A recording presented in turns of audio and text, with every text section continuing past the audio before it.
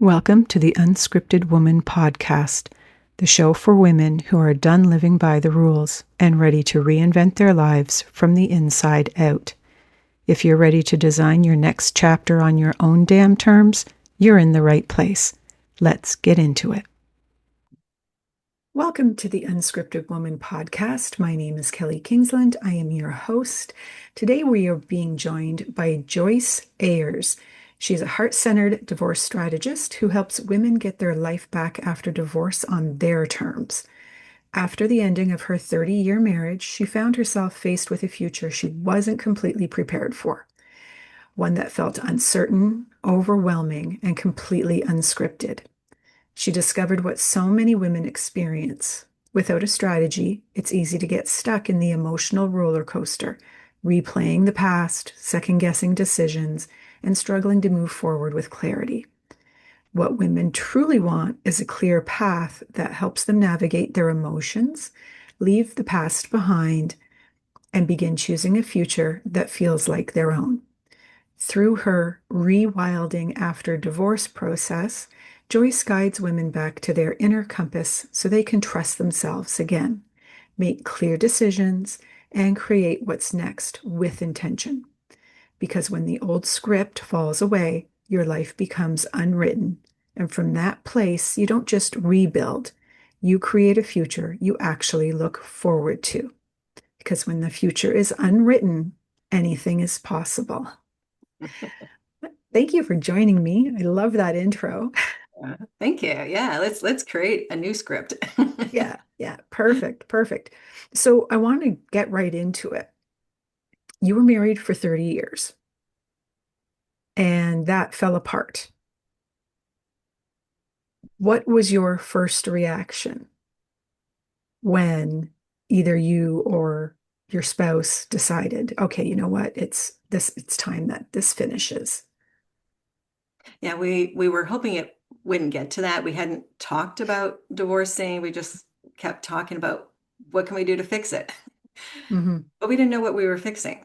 We just knew that there was a problem. We weren't interacting the way we wanted to. We were very disconnected from each other. So divorce hadn't been discussed as an option. So so yeah, I was quite surprised when we got to that point.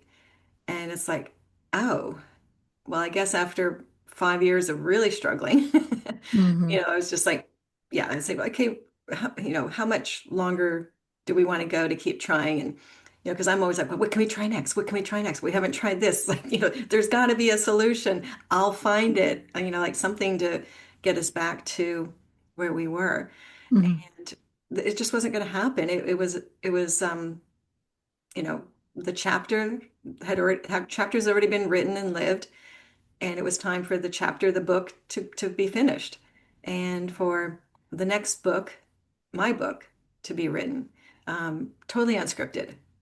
And so it was a shock. I'd been with this person, former husband for 30 years. I knew him for a little longer than that because we worked together. But Hmm. we were actually like together as a couple for 30 years. And so there's the what is it, like the surreal feeling? It's Hmm. okay, well, we've said it, and now what? It's like, what do you do with that? And he says, well, I guess I'll move out. And I'm like, well, you can't move out. And it's like, well, what do you do, right, when you decide you're going to divorce? It's like, you can't leave just like that. And he's like, Yeah. okay. And I'm like, well, can you kind of hang around for a couple of weeks so we can say goodbye to each other? I just couldn't fathom like just a finite divorce and then gone. It just, no, I've been with you, shared the same bed for 30 years. It's like, no. Yeah. Um, and so he really honored that. And so we just had a nice, you know, couple weeks of uncoupling, and with a lot of good intentions of moving on. But it was still just very devastating to say goodbye to that part of my life. And it's like it's saying goodbye to him, but it's like saying goodbye to, we're, at that time mid 50s, and we'd been talking about retiring for quite a while and where we were going to retire. And So now all that was gone. He's not going to be that person I retire with. He's not going to be that person, my person that when there's grandchildren to and weddings and you know I'm going to be alone to do all these things. So all the realizations of the nevers, never, this is not going to happen anymore. They came flooding in, and it's like I was just in that state that divorce was just something over there because I was so like in the process of all the emotions that were coming up, and now what? Like, not how I get through this, but what's my life going to look like now? Like, how do I do that? How do I do that alone? Would I ever find someone to do it with that I could really feel comfortable with? Because it's like the next part of my journey. Yeah, so Hmm. lots of surprises and adjustments to make for sure. Mm.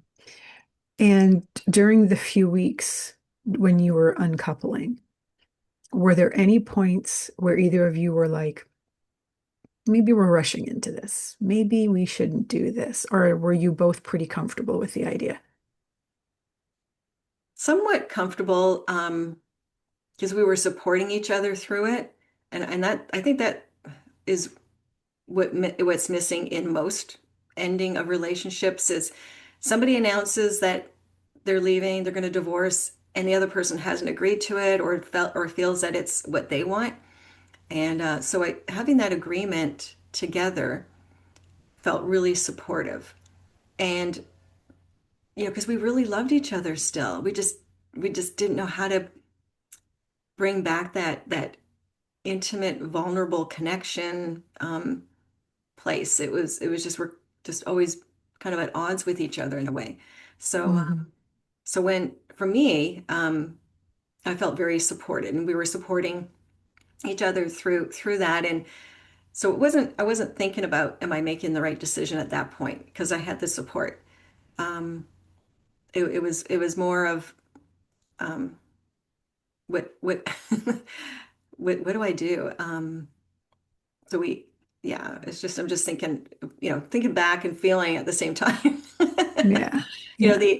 I think because it was when we say March, it was like 5 6 months that it took for our divorce to go through because we did it ourselves, and then we had representation and whatnot, but we wrote up ourselves, and maybe probably like a month or so into it. um, I've got my like, who is he telling me what to, I'm not going to divorce you. It's like, we haven't tried everything, and I'm going to be the one to decide that we get divorced. It just, I got my feathers ruffled. And Mm. then he's like, no, we need to divorce because we've been trying this for 5 years. And I'm like, but I don't want to. I don't want to give up. I don't want to give up just yet. There's something we haven't tried yet. I was determined that we are going to find it. And it's like, well, after 5 years, and we had been to somewhat of a therapist, but the therapist was digging for abuse. Oh. And yeah, and because he had gone in for one session, and then he'd say, hey, we're gonna bring your wife in, and to talk. And he kept asking me questions, and he would ask me a question. I'd look over at my husband, because we were still married. I'd look over at him and was like, what's going on with this guy? And Mm. I said, well, we would get mad at each other. He'd get mad at me, but he would never like yeah, raise his voice because we're getting mad. But he's like, he never raised his hand or any, like I never, there was absolutely no any violence, but he kept poking. And I Mm. said, no, we got to get rid of this guy. Yeah, no kidding. And then we had a pastor who was helpful, just kind of helped us see a little bit, but it wasn't going to dig enough. And then we did some programs on our own that were self-led, and they were helpful, but nothing that really made a difference. And Hmm. so there was one thing that definitely helped us, and this was after we decided to divorce, and was is the conscious uncoupling method. It's Hmm. Catherine Woodward Thomas, and I had already read the book, and I thought, oh, this would be a great way to help save our marriage, right? Because it is based on that as well as ending a relationship. Hmm. And so once we agreed that divorce, that we were going to do that, there was a course being offered in the conscious uncoupling method. And so we Hmm. jumped on that right away. It was only like maybe 2 or 3 weeks after we decided to part ways. And so we went through that program together. And I had my coach, he had his coach. And that's what made the difference after 5 years of trying. Hmm. And I say trying and having this person help and that person help and these other books. And, even, I don't know if like we had gone through the book ours together just on our own, I don't think we would have gotten to where we needed to go without having actual support. And it never occurred to me to actually just go have a coach or a therapist or something because I was just very independent. I'd always figured things out on my own. Hmm. So that program for 6 weeks really helped us even more so lovingly part ways and understand what was going on in our relationship, what was going on for each of us, Hmm. and have a lot of perspective because I didn't have a perspective of my my contribution to the breakdown in the relationship. I just knew that it wasn't going well, and I had to do this, and I had to do that, and I had to be this. But when it came to really digging in a very compassionate way, it is like, oh, now I see that when I was doing that, it was creating this dynamic between us, which had lasted what, like 15, 20 years, this Hmm. way of being with each other, and just slowly it broke down the relationship. When in the way that I wasn't being, I didn't feel I could be really honest with how I felt. I didn't feel that there was the emotional support there, Hmm. understanding. So when I did share something and I didn't have the support, I just shut down. When Right. it didn't feel safe to share something, I just wouldn't share. I would walk away, I would shut down. And so, like, when you can't talk about things other than the superficial stuff, then you never get closer. And so I Hmm. realized that through this program, and then it really helped me also start to rebuild my relationship. And he was rebuilding his relationship. And it's not a program you have to do with someone, like with your partner or whatever. You don't have to both agree to do it. It's an individual journey and process that was really helpful. And so that really helped me to just feel real clear and grounded and have a lot of compassion for myself and especially allow myself to cry because I was always more on the stoic side. It's like, okay, what do I need to do next? We're going to divorce. Okay, what do we need to do? It's like, Right. no, Right. it's like your whole life is going upside down. Um, but that was how I grew up. You just, okay, whatever life throws at you, you make the most of it and you move on. You have a Hmm. bad day. Okay, not like, what can I be grateful for today? It's like, okay, no, was a bad day. What do I have to do? Okay, wake up tomorrow morning. It's going to be different. And I was in control. I was Right. so during the divorce, I really learned that I didn't need to control everything. I could just allow myself to be. And that was a surprise. Like that was really a surprise. It's like laying in bed with tears streaming down my eyes, like all the messy stuff that happens when you're just sobbing. And I'm like, Hmm. okay, allow yourself to do this. I was talking to myself, just allow yourself to cry. Just allow yourself to cry. It's okay. It's okay that you're crying. Yeah. And it's like you could just stay here as long as you need to until you stop crying. Just until you feel like you're finished, just keep crying. It's okay. It's okay. It's going to be okay. And it just felt lighter. It was exhausting because it was emotionally, all the emotional release. It was exhausting, Hmm. but also felt lighter and a little more, okay, I can get through this. I don't have to stuff everything. I don't have to keep doing the way I was before. I can do this in a different way. Because Right. now I have Right. support. I really have the support that I need. Hmm. Yeah. Wow.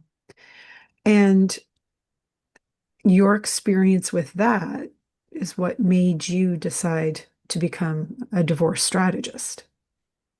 Yeah. It's Okay. I was already a coach, believe it or Oh, okay. not. Yeah, I was already a coach for 5 years before that, and that was part of the thing that was like, I guess I started changing my patterns. I still didn't know what my patterns were, but I was already a coach. I was helping other women, more from being like more of an empty nester and what are you going to do with your life now? Because that's where I had been. Because it's like my girls were, kind of flew the nest and didn't need me anymore. It's like, well, what am I going to do with myself? So it's like, what am I passionate about? So I was coaching women on that, but I was also gaining that identity Hmm. as a coach because I had all kinds of roles. We had a joint business together, and so I was helping to manage that on the back end. And I had volunteered a lot. I had lots of different positions with, in the church and nonprofits and the school. Gosh, it was like, just all sorts of skills that I had gained and roles that I played, but it was roles for other people. I didn't have a defined role for me and my Hmm. own identity. So even though I was a coach, I kept searching for like kind of who am I? I Right. have this piece of paper that says I'm a coach, and I can certainly help people and guide them to finding what they're passionate about because that's what I had done. Uh, Hmm. yeah, so I was already a coach before divorcing, and then through the divorce, through that conscious uncoupling program, it was like this is a game changer for relationships. Whether people are struggling and they decide they're going to stay together, go through the program because what it does is it breaks the pattern Hmm. how of the dynamic of the relationship, whether the people are together or not, whether they decide they're going to be together or not. But it is really good if somebody's like, I'm just so done with this person, I'm going to divorce them. It's like go through the conscious coupling first, because then you really have the clarity of why you want to leave this person. Right. What do you want to get on the other side? And so that was so significant to me. And I think, like I said, we'd floundered trying to figure out a way to come back together. And yeah, sure, we could have divorced, but if we just would have kind of parted ways, like I probably would have had the same patterns, the same beliefs about myself and about him. And I Hmm. would have carried those onward, always about him, into the next relationship, creating the same dynamic in Yeah. in the relationships that follow. So it really broke the cycle of how I was being and really helped me to really know I have that identity, like a sense of who I was, not who do I have to serve or whatever. So it was a real game changer.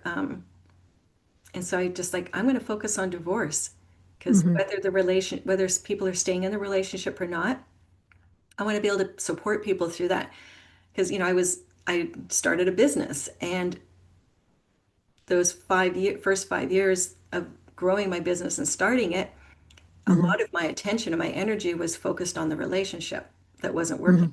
the struggles and the conflicts, rather than just having the support I needed in the Right. relationship. I was trying to accommodate him and just do this and that while also trying to build that thing for myself.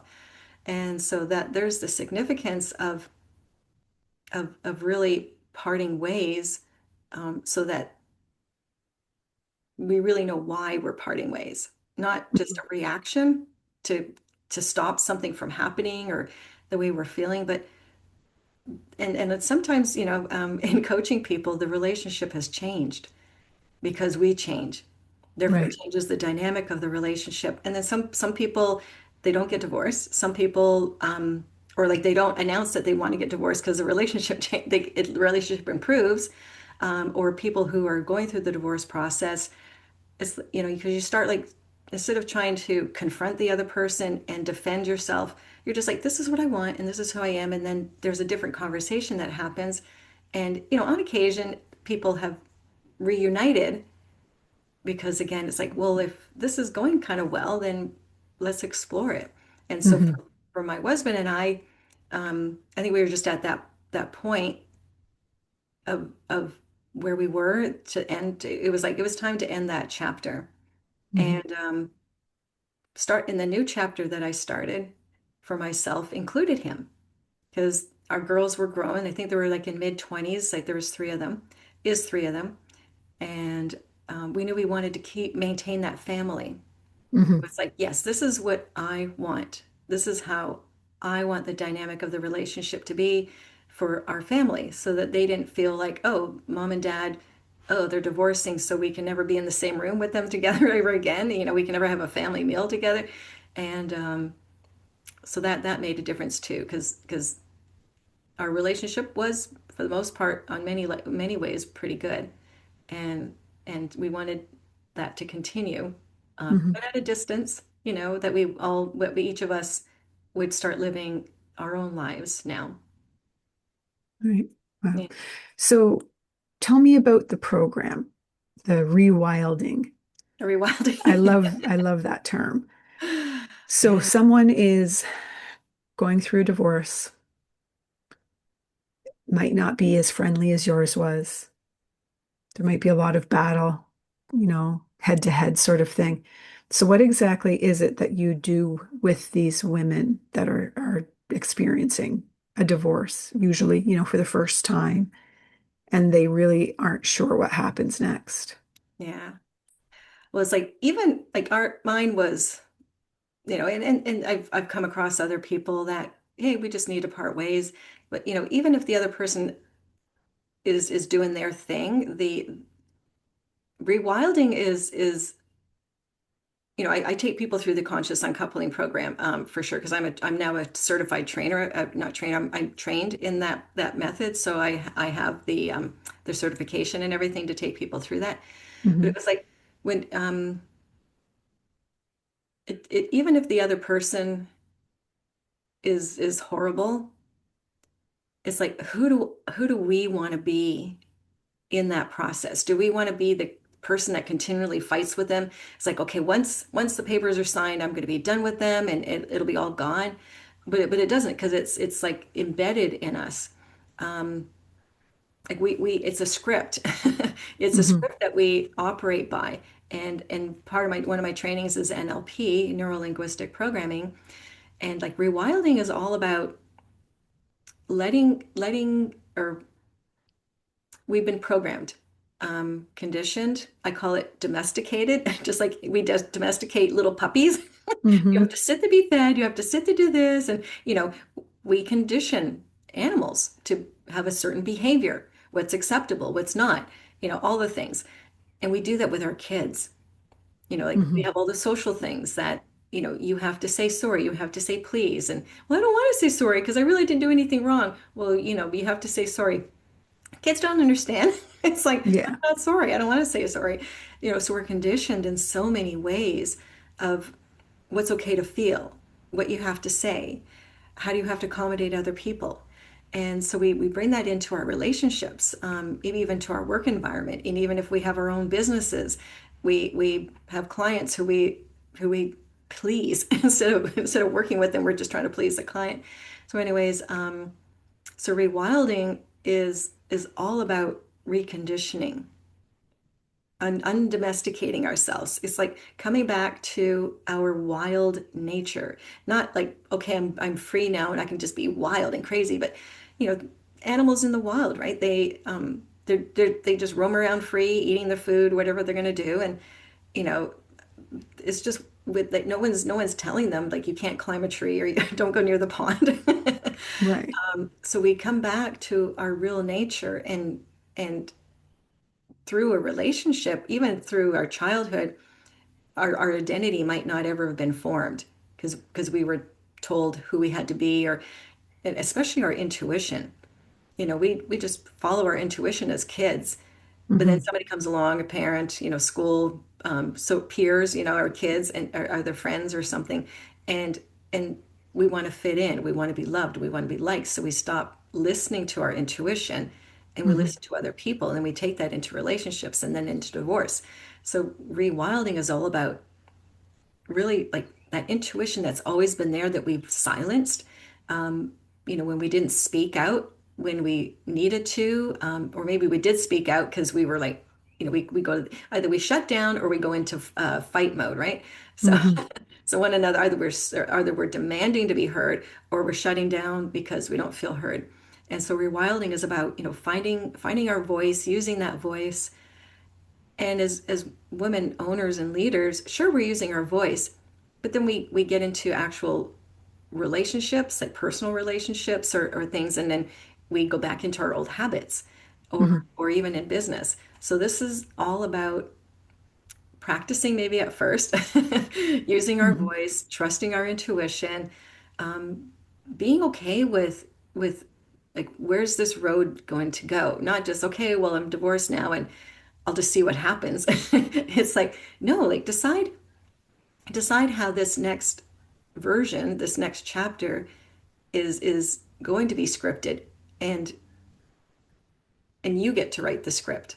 Like we Hmm. are the authors, the directors of what's next, and with an identity that matches. So many times I hear women say, "I don't even know who I am anymore," Yeah. and I can relate to that.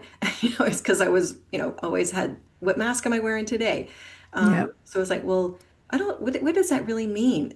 Who am I? Like I want to discover who I am, and it's like, it's like what you're passionate about, what your dreams are. What are you Hmm. feeling? What do you like or don't like? What do you want right now? I'm tired. I don't want to do anything. And I'll say yes to myself and no to something else. It's like, yeah, know ourselves. Like, who is this person? We probably Hmm. have a good sense of everyone else because our radar has been like programmed to like, okay, what do I need to do for them? And what do they need? And how do I fulfill that need of theirs? And it was like, well, what do I need? What am Right. I feeling? It's so many times we have such a limited vocabulary because we don't know how we've been feeling because we shut it down. And we have our, yeah, I'm happy, I'm sad, I'm a little down today. So we might have a vocabulary of under a dozen words to describe how we're feeling. Hmm. But it's like, okay, well, what's under that anger? Oh, I don't know, I'm just angry. It's like, well, Yeah. let's dig. Again, we've been conditioned that what's okay and what's not. Don't get too angry. Don't get too happy. The kid Hmm. that's just like is acting totally silly. It's like, calm down, stop, whatever, right? And it's like, I'm just being a kid, right? That intuition to just be free and alive and be silly, it's shut down.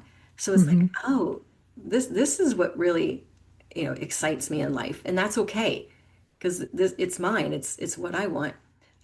So rewilding is just returning to our true nature, and then how to go about doing that. We just can't all of a sudden turn on the switch and I'm going to be my wild crazy self.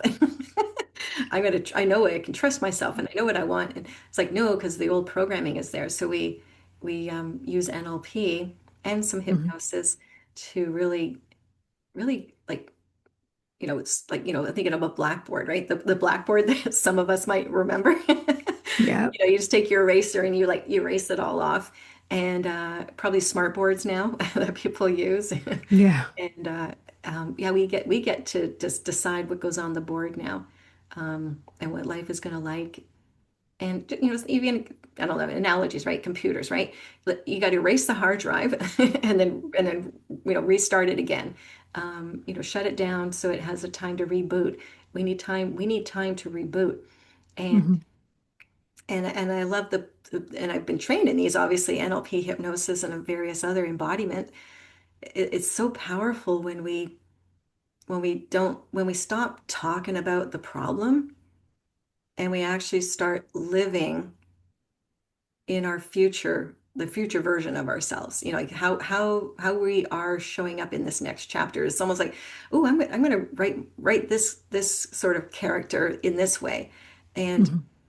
and then start living from that way. And it's like, oh, you're just in a fantasy land because this is reality. It's like, well, our reality is what we tell ourselves. Hmm. Maybe we need to take baby steps instead of big leaps because we need to adjust. Um, there's a book called The Upper Limit, or no, it's called The Big Leap, and they talk about the upper limit.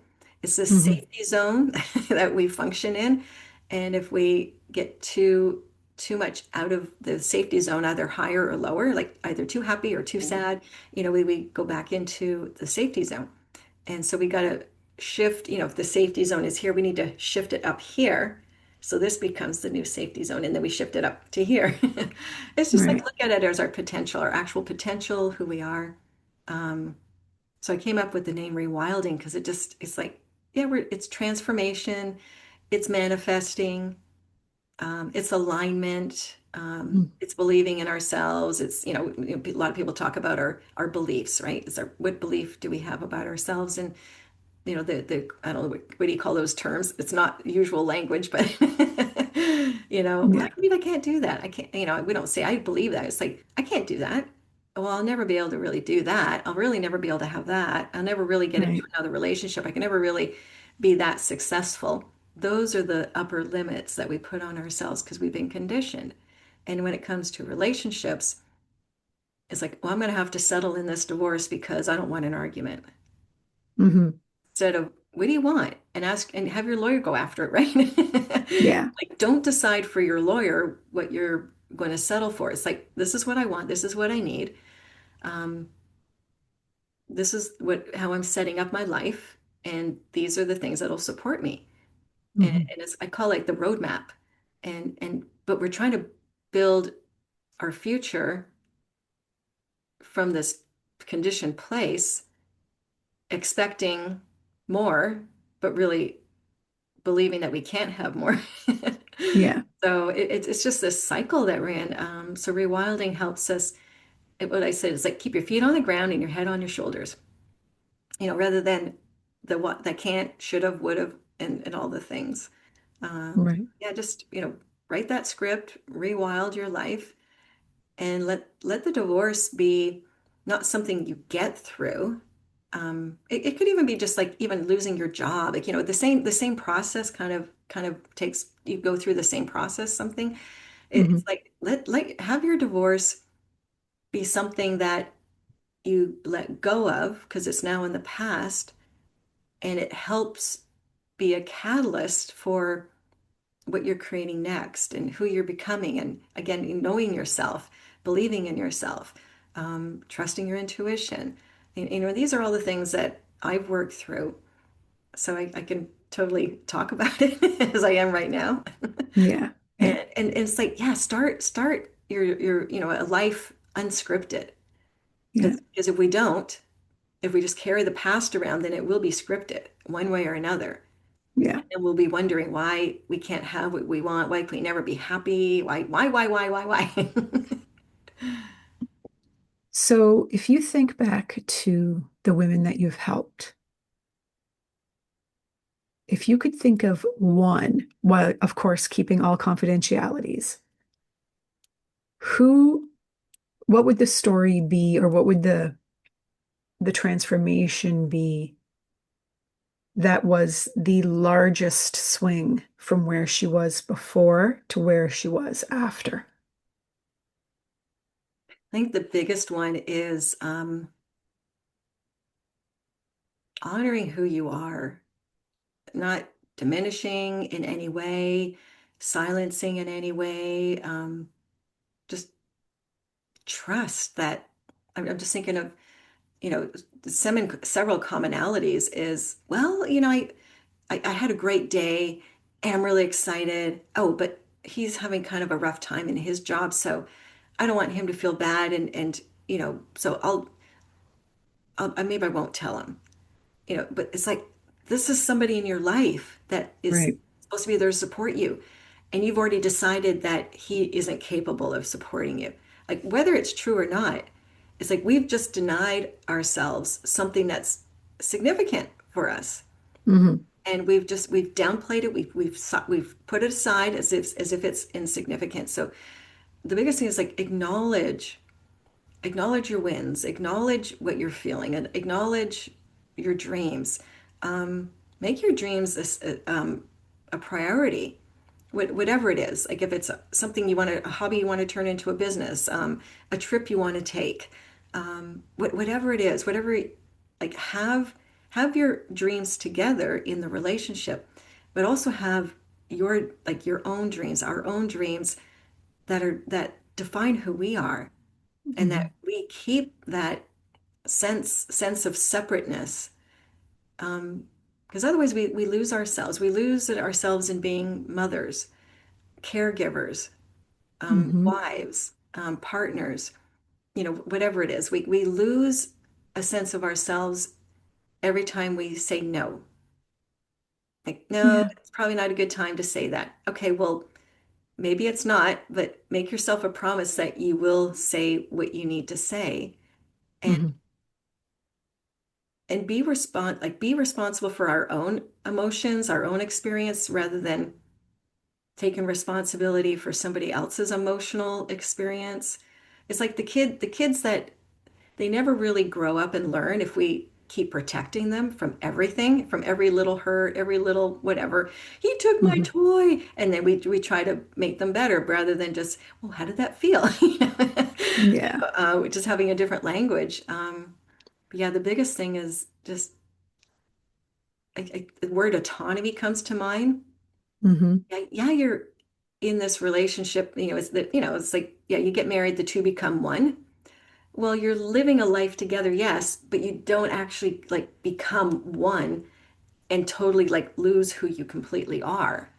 Hmm. Abandon, I talk a lot about self-abandonment of our dreams, our emotions, our thoughts, all the things, and then we start into stories. But so it's so important that we maintain a sense of who we are and what we're doing and what's important to us Yes. outside of this relationship that we're in.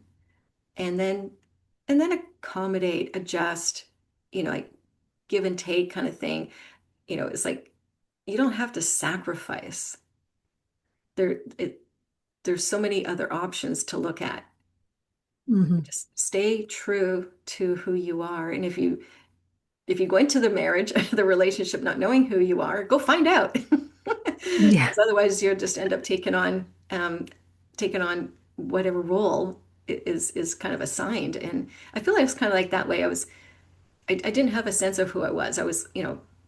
I had my job, I went to school, had my education, I worked out, and then, oh, this wonderful person comes into my life, but I really didn't know who I was. I didn't know what I was going after. I didn't know Hmm. what was really important to me. I was like, okay, yeah, school's important to me, but boundaries, I didn't know anything. Like, I don't know anything about boundaries. Oh, I made you mad. Oh, okay, well, oh, I don't want to make you mad again. So what do I have to do? So I didn't know who I was to be able to Hmm. think, well, it's too bad if you're mad because that's for you to figure out. I didn't do anything to make you mad. I was just sharing something, right? And Yeah. and again, those beliefs. Yeah. So You that's know, the important part is just stay true to who we are, who you are. yeah. And from my viewpoint, thinking of my life, I'm married 30 years this year, Mm, and I've always maintained independence and relationships outside of the marriage. It isn't couple friends. Like, I mean, there are couple friends, but I still go out with my girlfriends. And my husband doesn't like to travel. So me and one of my friends will go. yeah. And, I do my thing. But I think when you have your own life outside of the marriage, the family, the kids, and everything else, it's so much more exciting when you actually sit down and talk because it's stuff that you don't know, Yeah. right? Like you're telling them something that they had no idea because they weren't there. Yeah. And when I see couples who are so intertwined, and I don't want to say, codependent, but like their friends are couple friends and they don't go out without the other and they're together all the time. And I wonder, if anything were to ever happen, wouldn't it be that much more difficult to deal with because you don't have your autonomy? You don't have your independence or knowing what you like to do or like to see or who you like to talk to or, and you don't even know if you'll have friends afterwards because they might side with him.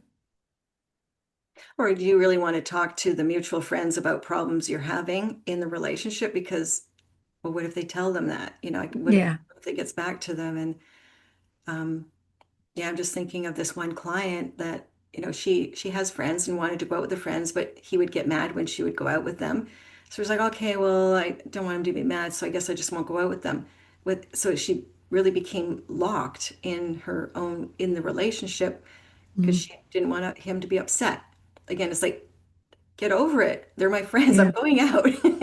But Yeah. it was that would have created a worse situation for her than just, okay, fine, I'll stay in Hmm. and we'll do something together.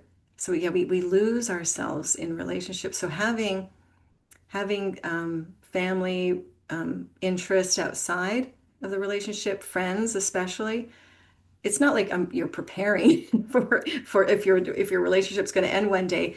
but yeah, it just keeps things fresh. It's like, well, these are my friends, but they can also be your friend, but it's my friend, it's my bestie. Yeah. And then we'll have these mutual people that are our friends together. Okay, maybe, my friends become your friends, and we'll get friends together too. But Hmm. we're building the relationship in a healthy way, Yeah. not dependent on each other or dependent on the friends. Whose side are they going to take? And that was one of the things that was very significant in my divorce through the program.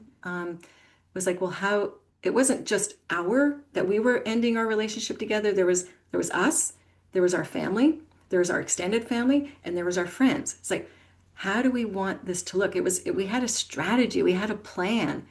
It Hmm. wasn't just, okay, we'll just throw it up and we'll just see, oh, the relatives, well, they don't know. It's like a lot of people feel like they have to pick sides Yeah. because that's the way it's always been done. I have to side with this. So we set it up where we're good, and it's okay if you still want to talk to Joyce. It's okay if you still want to talk to, um, it's okay. And, we're going to maintain this because we've been in each other's family for 30 years. Now, Hmm. if there isn't that wonderful, still connection as you part ways, then one person could create um, a situation where their family will be pitted again. Like they'll like start talking trash about the other person, Hmm. even though they like, yeah, but we've known her for so long. She's such a wonderful person. Yeah, blah, blah. So, Yeah. so that's out of your control. It's out of our control. It's almost like I'm here. I want to maintain the relationship because I do have a relationship with you. If that's something that you want, we can have it outside of this marriage that is no longer. So Hmm. it's again like what do we want our life to look like in this next chapter that we are scripting, Right. we're writing, and then we let other people decide how they're going to be with us or not be with us. Um, you know, Even good friends. That I'm just thinking of another client. She didn't come to me for actual divorce with her partner, but it was a dear friend of hers. They'd been together, I don't know, for like they grew up together, so probably like 30 years. Hmm. And they had a falling out. And because she decided I have some boundaries here that I'm not okay with this. And they eventually, came back around and formed a different type of friendship because there was boundaries now. Right. And so yeah, so when we end a relationship, it can even be with family members, like our own parents, because it's just a really unhealthy relationship that we or dynamic that we have with them, or Hmm. siblings, especially. It's like I haven't talked to them in like years. It's like, well, do you want to? It's like, well, no. Yeah, of course you don't want to if you're gonna have this dynamic together. You probably don't want to Yeah, talk to them, but exactly. they are your sibling and you're probably going to be around for like maybe 20, 30 more years or something. Do you Hmm. really just want to go through life never talking to this person again? Yeah. And it's like, but have it as a choice, not a reaction to something that happened. I'm thinking my two uncles, like one was one way and one was the other way. And Hmm. the other's like, I don't know why he doesn't want to talk to me. And the other's like, I don't have anything to do with him. And, one would keep reaching out, the other would be like, stay away. And, so the family got, you know, kind of in the middle because they couldn't be together. It was Hmm. not good. They couldn't be together. So it really, yeah, this isn't this dynamic isn't just with couples, partners. It Hmm. can extend into friendships and family too. Yeah. Hmm. Mm. So yeah, have those outside resources to Yes. that we can lean on. And if we don't have those friendships that we can really feel like we can be really vulnerable and expose ourselves, this is a really, really special relationship to be able to do that. And then have the other person just say, hey, it's okay, you're going through, rather than judging us or making criticisms. It's, Hmm. it's, it's, a special friendship that if you have that, great through this time. And that's why coaches and therapists are so good. Yeah. Like this, I'm this neutral person that people can lean on, and they can just like bare their soul if they want or as much as they want. Most of my clients feel pretty comfortable leaning on me and just like I hold it together for everyone else, and I just can't hold it together. At least this is a space where I could just really be myself, or at least Hmm. discover who I am now. Yeah, yeah. Wow. Um, so you do have a freebie for the listeners slash viewers. Um, I'm going to be putting the link into the show notes, but can you explain what it is so they're tempted? Yeah, I mentioned a little bit about this as having a plan, having a strategy, like know what's next. Like, what are you building? What are you leaving this relationship with that will set you up, support you in this next thing that you're going to do? And so it's a plan, a roadmap. It's called Create Your Future Roadmap. And it's a freebie. It's a self-paced roadmap where you look at it's like, okay, and the question mainly is what's important to you now in life? In your life, newly single, I like, it's rather than divorced. Hmm. It's I like the word newly single. So now that you're newly single, what's important to you? How do you want to live your life? And how are you like, because knowing that the why, because now you're divorced. I didn't want the divorce. It's like, well, now you're divorced. It is what it is. You're Hmm. divorced. So what's important to you now? And then why? So it'll the guide, the roadmap will prompt you through that process. And Hmm. if you're like most people that go through a book and they have like some exercises to do, you'll take it so far. You'll dive right in, you'll do the exercise, and you're like, oh, I know this about myself now. Wow, I'm glad I'm more aware of it. And then we just kind of leave it at that. It's almost like, we open up the present, but we never get to play with it. Yeah. So, so going through this roadmap, now you have more information, so it can help you with boundaries, making decisions. It doesn't fix everything because we still have the patterns there. Hmm. So there's the option like, hey, if you want me to go through it with you, I will take you deeper into that why, like, not just what you want, but why do you want it? Why is this important to you? And it's very significant to go deeper into that place so you really have a strong, solid stance for what it is you want. Because I can say I want Hmm. this and I want that, but if we're not really in alignment with it, if we don't believe we can have it, then we'll sabotage ourselves. We'll Yeah. all the things. Um, but at least take the first step and create your future. Start Hmm. writing your own script. But no, like it's like, oh, what do maybe I'll just start writing. It's like, no, here's what's important to you. Here's your roadmap. Here's your guidelines in order to fill in the chapters. Like, okay, well, okay, you have the topic here. Okay, this is what comes under this topic, and then all the categories. It's the beginning of Hmm. what's next after the relationship is over. So please have go check it out. Go do this Yeah. for yourself. Start somewhere, not just go through the divorce process and hope it's going to fix everything because it won't. Right. It'll fix kind of the problem, yeah, but Yeah. maybe not the problem in here that we're conditioned and domesticated from. Right. Yeah. Wow. So obviously I'm going to put everything in the show notes, but where can people reach you if they want to check you out, social media, website, etc.? Yeah. Well, the website is createyourlifeafterdivorce.com, and there'll be a pop-up for Create Your Future there. So you can just, get it there. You can also see what I'm up to, other programs I have. There's my Facebook page. It's Joyce Ayers. Look for someone. I have white hair. It's not blonde. It's white. Look for someone with white hair, Joyce Ayers, and I know that's going to be in the show notes. Well, you can also see it here on the screen. Um, Hmm. where else? Instagram, it's Awaken Wellness Within Reach. You can find me there. I'm on LinkedIn too. I think it's under Joyce Ayers. I don't remember what the thing is, but Yeah. so I'm Perfect. out there. I have a YouTube channel, but hey, just get with me. Let's chat. Let's chat. What's going on? Just start talking. Start using your voice. Start voicing um, Hmm. what we've silenced, right? What you've been silencing or denying. Just start talking. Talk to me. I'm pretty friendly. I'm pretty open. I I'm a can friendly. confirm. I'm a friendly person. Perfect. And I have some experience and Yeah. I have some skills and tools and things. I have all the goodies, but mainly it's just, that connection that we need first, Yeah. that Yeah. trust. Yeah. Perfect. Mm. All right. Well, thank you so much for joining me. And for those of you that are watching or listening, if you're watching on YouTube, please hit the subscribe button, hit the notification bell, like, and leave a comment. It all helps with the algorithm. If you're listening to this on streaming platforms, whether it be Apple, Spotify, any of the other ones, again, if you could leave a like, that would be fantastic.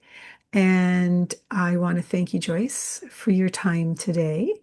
Thank And you. to the listeners, we will see you next time. Bye. Thank you very much. You're welcome.